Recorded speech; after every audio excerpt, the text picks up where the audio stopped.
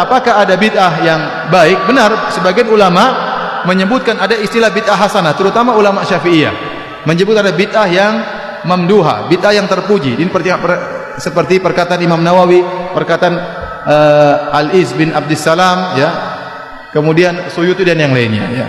Tetapi kebanyakan yang mereka maksudkan dengan bid'ah hasanah adalah bukan yang berkaitan dengan ritual, tetapi berkaitan dengan sarana. Makanya Al-Iz bin Abdissalam, ya, dalam kitabnya Qawaidul Ahkam fi Masalihil Anam, tatkala dia membagi bid'ah menjadi 5, dan ini diikuti oleh Nawawi rahimahullahu taala, maka dia sebutkan bid'ah ada 5. Ada bid'ah wajib, ada bid'ah sunnah, ada bid'ah mubah, ada bid'ah makruh, ada bid'ah yang haram. Tatkala Anda baca pada bid'ah yang wajib dan bid'ah yang sunnah, ternyata yang dia contohkan bukan masalah ritual, tetapi perkara yang merupakan sarana. Contoh dia sebutkan masalah buat jembatan, ya, jembatan ya baik. Contohnya masalah buat pondok. Pondok ini berkaitan dengan masalah agama. Di zaman Nabi tidak ada pondok, ya. Tetapi ini berkaitan dengan apa? Sarana. Contoh masalah ilmu hadis jarh wa ta'dil. Di zaman Nabi tidak perlu ilmu jarh wa ta'dil, ilmu mengkritiki para perawi.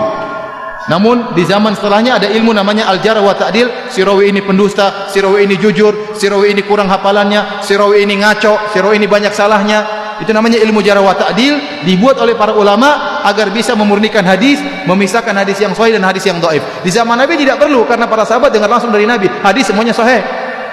Tapi belakangan ada ilmu ini, dan ini ilmu agama, makanya dimasukkan dalam bid'ah yang baik. Tapi bukan ritual. Contoh lagi ilmu nahwu dan sharaf. Di zaman Nabi tidak perlu ilmu nahwu dan sharaf. Kenapa? Karena para sahabat semua pakar bahasa. Kita ini yang bahlul-bahlul ini yang tidak ngerti bahasa Arab, maka perlu belajar ilmu nahwu dan ilmu sharaf. Tetapi ini bukan ritual. Ya, ini bukan ritual. Jadi segala perkara yang berkaitan dengan sarana, contohnya Al-Quran dikumpulkan, ini juga bukan ritual, ini sarana. Karena Al-Quran di zaman Nabi tidak mungkin dikumpulkan, karena Al-Quran belum selesai. Tatkala Nabi sudah meninggal, Al-Quran sudah sempurna, baru dikodifikasikan. Kenapa tidak dikumpulkan? Karena pertama, Al-Quran belum selesai. Yang kedua, bisa jadi terjadi nasih dan mansukh, paham? Ayat dihilangkan, ada perubahan dan macam-macamnya. Baru kemungkinan terjadi pengkodifikasikan Al-Quran setelah Nabi SAW meninggal. Bahkan Abu Bakar waktu disuruh mengumpulkan Al-Quran, dia pun takut. Dia mengatakan, saya tidak berani melakukan apa yang dilakukan oleh Nabi.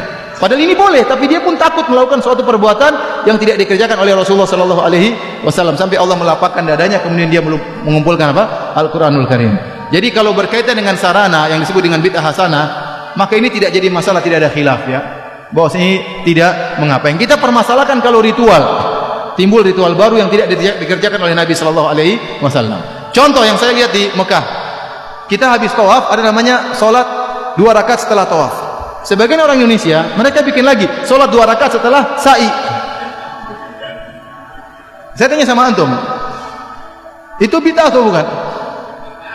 Solatnya bagus atau tidak? Bagus, tapi tidak diterima. Karena seakan-akan Anda menambah ritual Nabi. Harusnya tidak ada 2 rakaat setelah sa'i. Kalau ada yang solat, kita bilang jangan, kamu seakan-akan umrohnya Nabi kurang sempurna. Kalau dia bilang ini kan bagus, ya kalau kamu bagus, kamu berbuat kreasi, nanti akan ada kreasi-kreasi yang lainnya. Nanti ada yang bilang kalau gitu, Ustaz, 2 rakaat setelah tawaf kurang sip, tambah lagi Ustaz 4 rakaat. Nanti ada yang punya ide yang lain. Ustaz, kayaknya kurang bagus, setiap satu putaran 2 rakaat, setiap satu putaran 2 rakaat. Jangan. Akhirnya berkembanglah. Kita bilang kalau sudah berkaitan dengan ritual, maka tidak. Kita cukupkan dengan yang diajarkan oleh Nabi SAW. Dan asalnya kita tidak butuh ritual baru. Ya. Ada yang bertanya sama saya, Ustaz, apa hukum solat birrul walidain? Saya ditanya 2 kali masalah ini. Pernah di Masjid Nabawi saya ditanya, saya bilang, saya tidak pernah dengar namanya solat birrul walidain. Saya tahu solat taubah ada, solat duha ada, solat qobliyah ba'diyah ada, ya, solat tahajud ada, tapi solat birrul walidain tidak pernah saya dengar. Ya, kalau Anda ingin berbakti sama orang tua, ya berbakti, tapi jangan bikin solat namanya solat birrul walidain. Nanti lama-lama ada yang bikin solat poligami, memudahkan poligami. Jadi tidak usah bikin ritual-ritual baru, ya. Tapi kalau berkaitan dengan sarana, maka ini tidak jadi masalah. Mikrofon, YouTube, itu semua bid'ah hasanah secara bahasa. Ya, sama seperti mengkodifikasikan Al-Quran, ilmu jarh wa ta'dil. Tapi kalau bikin ritual baru, sebaiknya kita tinggalkan. Yang jelas-jelas saja ada dan full, tidak bisa kita kerjakan semuanya, maka tidak perlu kita bikin ritual-ritual yang baru. Wallahu a'lam bishawab.